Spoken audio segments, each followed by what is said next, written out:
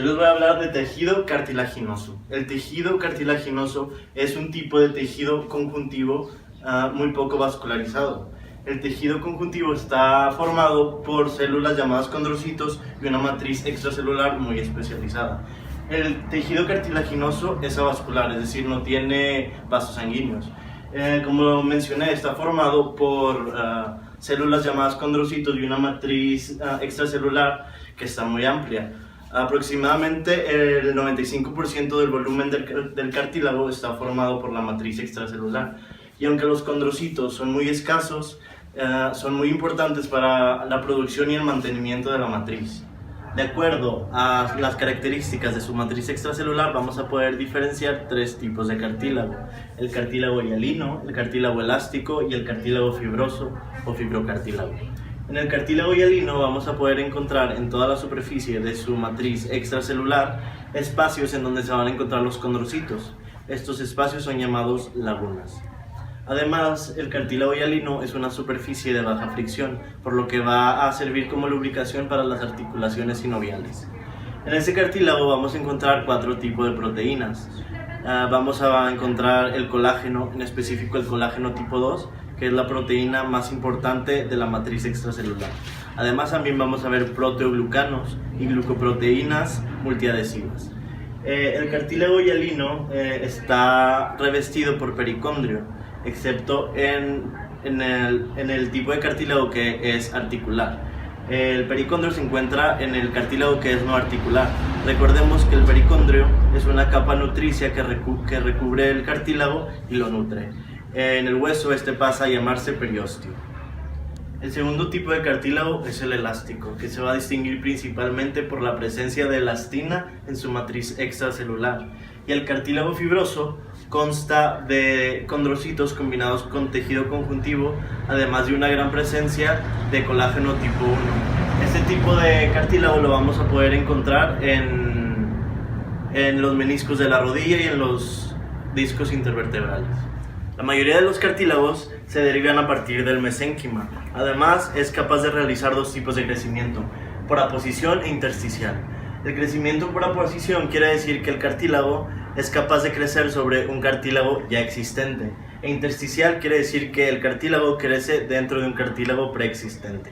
Además, es importante mencionar que el cartílago no se regenera. Este es bastante resistente a los esfuerzos. Sin embargo, cuando se daña, aunque sea de una manera muy leve, este ya no se regenera. Y esto es porque el cartílago es un tejido no vascularizado. Además, también recordemos que cuando un bebé nace, la mayoría de su cuerpo está formado por cartílago.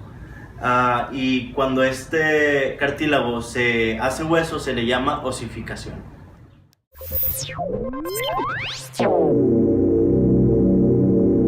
Generalidades del tejido óseo. El tejido óseo es un tejido conjuntivo con una matriz extracelular mineralizada. El mineral es fosfato de calcio y tiene forma de cristales de hidroxiapatita. La función del tejido óseo sirve de protección, sostén y almacenamiento de fosfato y calcio. Además, sirve de regulación homeostática de calcio en la sangre. La matriz ósea contiene colágeno tipo 1 y colágeno tipo 5 a menor medida.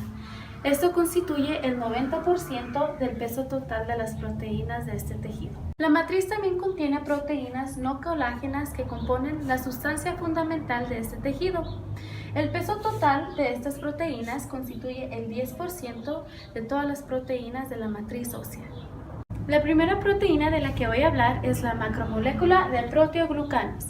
Este tiene una cadena de glucoaminoglucanos que contribuye que el hueso ofrezca resistencia a la compresión. La siguiente proteína de la que voy a hablar es la glucoproteína multiadhesiva, que interviene entre las células óseas y las fibras de colágeno a la sustancia mineralizada. Una glucoproteína importante es la osteonectina, que sirve como adhesivo entre las fibras de colágeno y los cristales de hidroxiapatita. La siguiente proteína son las proteínas dependientes de la vitamina K osteoespecíficas. Esto incluye la osteocalcina, que captura el calcio de la circulación y atrae los osteoclastos del remodelado óseo. Las últimas proteínas son los factores de crecimiento y citocinas.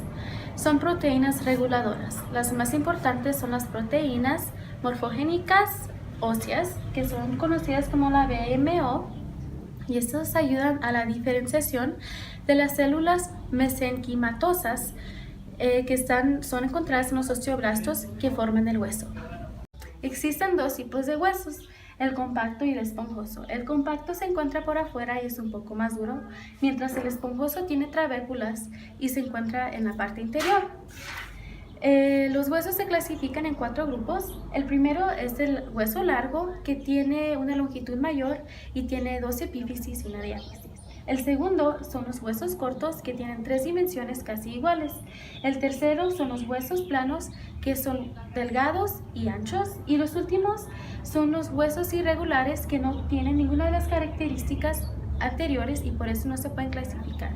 La matriz ósea tiene lagunas que están conectadas por canalículos. Y las lagunas tienen osteocitos, que son células del tejido óseo. Los canalículos atraviesan la matriz mineralizada, que conectan las lagunas y permiten el contacto de las evaginaciones de los osteocitos vecinos. Hay 4 tipos de células en el tejido óseo. La primera son las células osteoprogenitoras, y estas son derivadas de las células madres mesenquimales, y estas dan origen a los osteoblastos. Los osteoblastos secretan matriz extracelular de los huesos y estas dan lugar a los osteocitos. Las células de revestimiento óseo, estas se encuentran en la superficie ósea y estas aparecen cuando no hay crecimiento activo. Y estas son originadas de los osteoblastos. Y al final tenemos los osteoclastos, que son células reparadoras y se encuentran en la superficie ósea. Los huesos son los órganos del sistema esquelético y el tejido óseo es componente de los huesos. El hueso contiene tejido óseo y además tejidos conjuntivos como el tejido hematopoyético, el tejido adiposo y también vasos sanguíneos y nervios. La función esquelética es que incluye el tejido óseo, ligamentos y en veces articulaciones, que incluye cartílago, conocido como el hialino. La superficie externa de los huesos. El hueso está cubierto por periósteo, excepto donde se articula con otro hueso, que en este caso tendría cartílago. El periósteo está compuesto por una capa fibrosa y una capa interna, que tiene las células osteoprogenitoras. La capa fibrosa es el componente principal del periósteo y la capa interna no está bien definida. Recordemos que una articulación es la unión de 2 o más huesos mediante una cápsula articular reforzada por ligamentos. Las superficies articulares se encuentran recubiertas por cartílago hialino o cartílago articular. Estas no se encuentran cubiertas por pericondrio. La médula ósea está compuesta por diferentes células sanguíneas en diferente etapa de diferenciación. También se encuentran células de revestimiento óseo y células reticulares. La médula ósea roja no crece con el hueso, entonces cuando el hueso crece, la cavidad que queda se rellena de tejido adiposo y cambia su nombre a médula ósea amarilla en lugar de médula ósea roja. Tipos de tejido óseo. Hueso maduro. Consiste en unidades cilíndricas llamadas osteonas o sistema de Havers. Consiste en láminas concéntricas de matriz ósea rodeadas en un centro llamado conducto de Havers. En el conducto de Havers vamos a tener el paquete vascular y nervioso de las osteonas. También sirve como comunicación de los osteocitos. Entre las osteonas tenemos lo que son las láminas intersticiales y las láminas circunferenciales, las cuales van a seguir la circunferencia de la diáfisis del hueso. También tenemos lo que son los conductos perforantes o de Bowman, los cuales van a hacer una comunicación entre el periósteo y el endosteo hacia las osteonas. Hueso inmaduro. El tejido que se forma en el esqueleto del feto se le llama hueso inmaduro. Este va a diferir del hueso maduro en las siguientes características principalmente. No laminillar. La organización del hueso maduro es laminillar. La del hueso inmaduro, dado a sus fibras de colágeno, no tiene una formación laminillar, por lo que se le dice no laminillar. La cantidad de células es mayor en el hueso inmaduro que en el maduro. La sustancia fundamental va a ser mayor en el hueso inmaduro que en el maduro. Dado a la sustancia fundamental, este no se va a mineralizar completamente como en el hueso maduro. Y la formación va a ser más rápida en el hueso inmaduro que en el maduro. Células del tejido óseo. Encontramos 5 tipos de células osteoprogenitoras, osteoblastos, osteocitos, células de revestimiento y osteoclastos. Se puede decir que este tipo de células es un mismo tipo de célula básica, pero diferencian en ciertas cosas, con excepción de los osteoclastos. Estas células van sufriendo una transformación inmadura a una madura conforme el hueso va creciendo. Osteoblastos, células que forman hueso y secretan matriz extracelular. Estas células conservan la capacidad de dividirse, secretando colágeno tipo 1, además de que su matriz no está mineralizada, por lo que se le conoce como ostoide. Es responsable de la calcificación de la matriz extracelular y estas son precursoras a los osteocitos. Pero no quiere decir que todas estas células se conviertan en osteocitos, solamente un 10 o 20% de ellas. Las demás se mantienen como células inactivas o células de recubrimiento óseo en el periósteo o el endostio, pero la gran mayoría de estas células sufren apoptosis. Estas células también median los cambios en el crecimiento y en el remodelado de los huesos. El osteocito es la célula ósea madura, rodeada por la matriz ósea que secretó previamente como osteoblasto. Es decir, el osteoblasto rodeado por la matriz ósea cambia el nombre a osteocito. Este proceso tiene una duración de 3 días.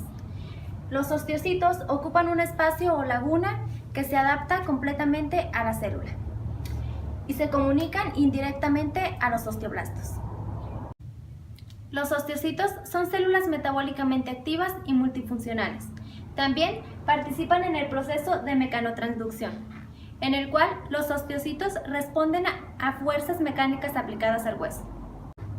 La disminución de estos estímulos, como la inmovilidad y la disminución muscular, disminuyen la formación del hueso. En cambio, el aumento de estos estímulos promueven la formación del hueso.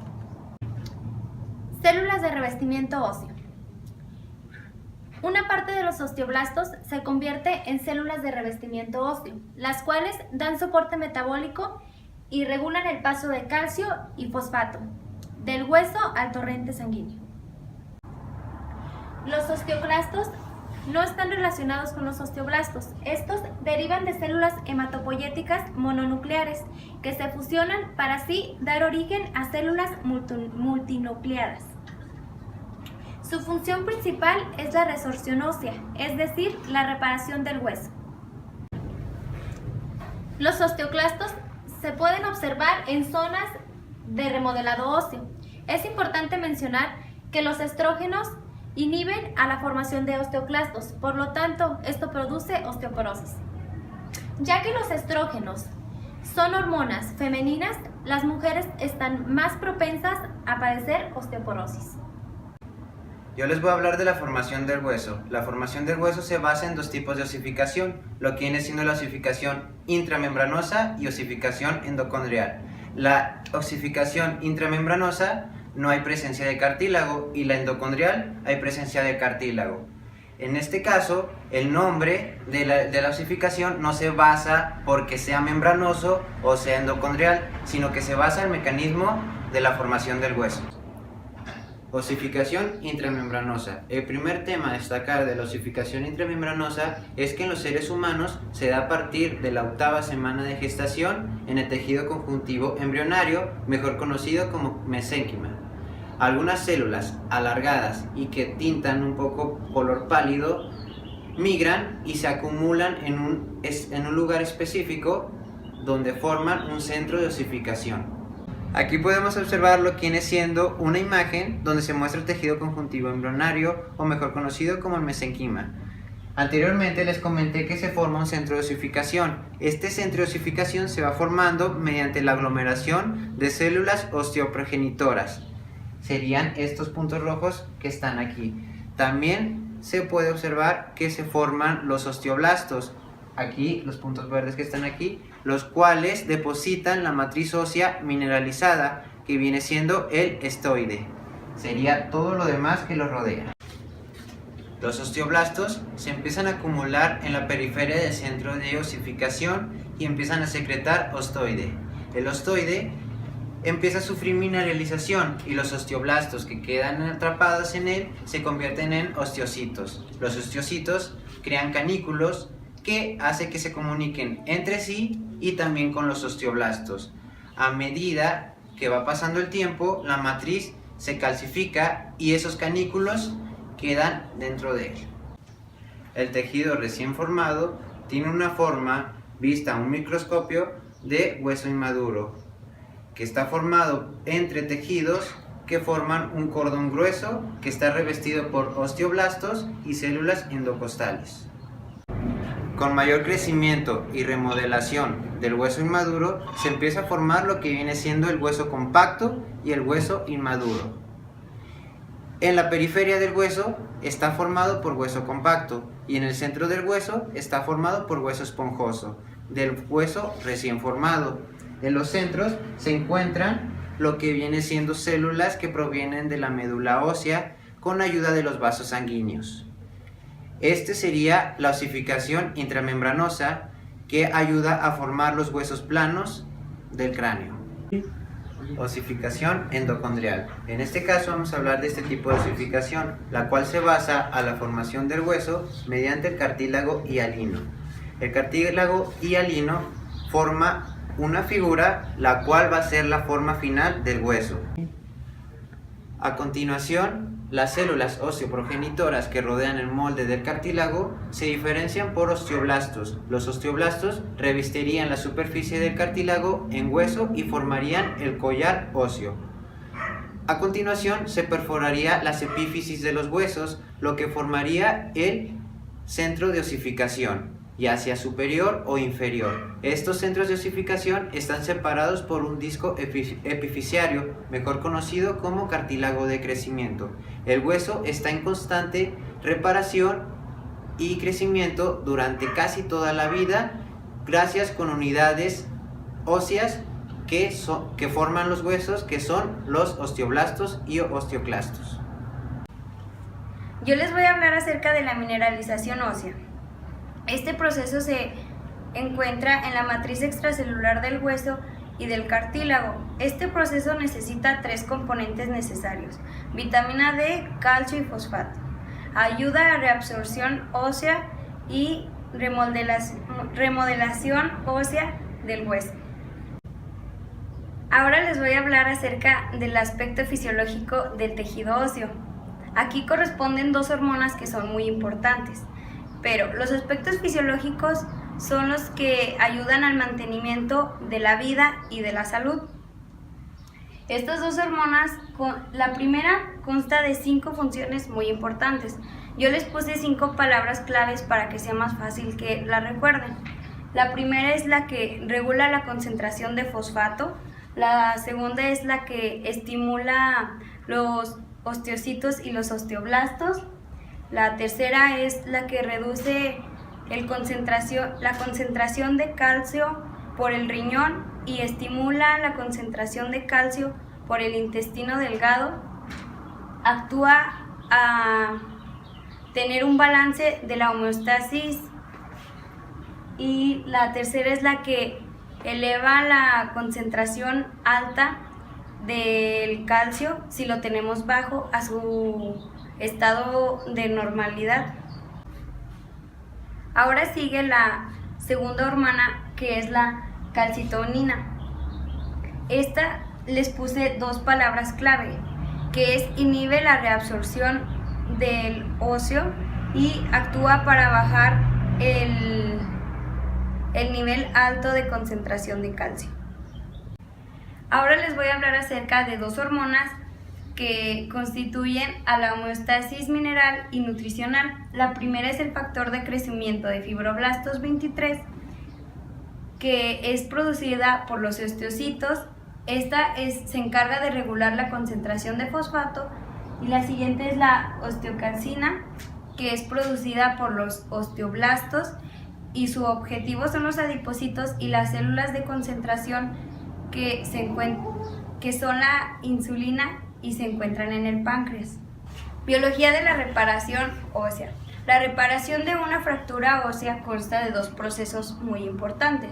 El primero, que es directa o primaria, y el indirecta o secundaria. El primero consta cuando el hueso se estabiliza quirúrgicamente con compresión y se restringen los movimientos de los fragmentos fracturados del hueso.